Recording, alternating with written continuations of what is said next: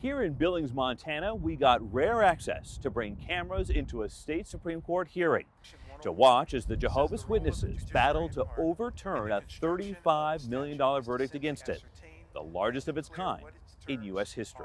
There was no clear and convincing evidence of malice to warrant a jury's finding of punitive damages. On Friday, an attorney defended the Jehovah's Witnesses in the case of Lexi Nunez, who sat in the audience with her newborn. Nunez says she was abused multiple times as a child by a member of the Thompson Falls, Montana congregation.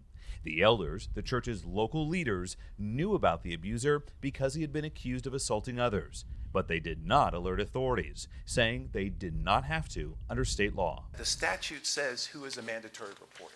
So what? So you have one person who's liable. That's not going to solve the problem when it's an institutional problem of cover-up. Nunez's attorney is Jim Malloy. The defendants did not report a known child abuser, and then Lexi continued to be abused. Do we really want to be looking into what's going on within church circles? And doesn't that bring us right up against the First Amendment? At trial, elders defended their actions. "We did not call the authorities," Elder Don Herberger acknowledged on the stand. When asked if the same thing happened tomorrow, would you do the same thing? Herberger responded, yes. This week, we asked another leader at that same Kingdom Hall, Glenn Wilson, a similar question. Do you feel as though this Kingdom Hall should have done anything differently? I don't know what it would have been.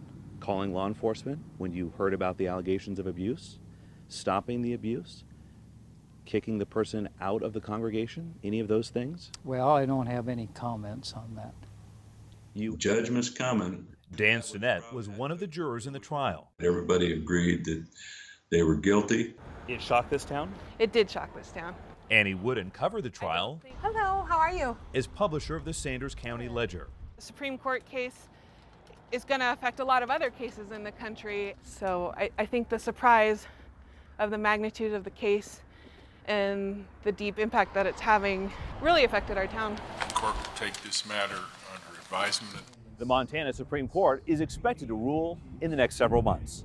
In Billings, Montana, I'm Chief National Investigative Correspondent Mark Albert.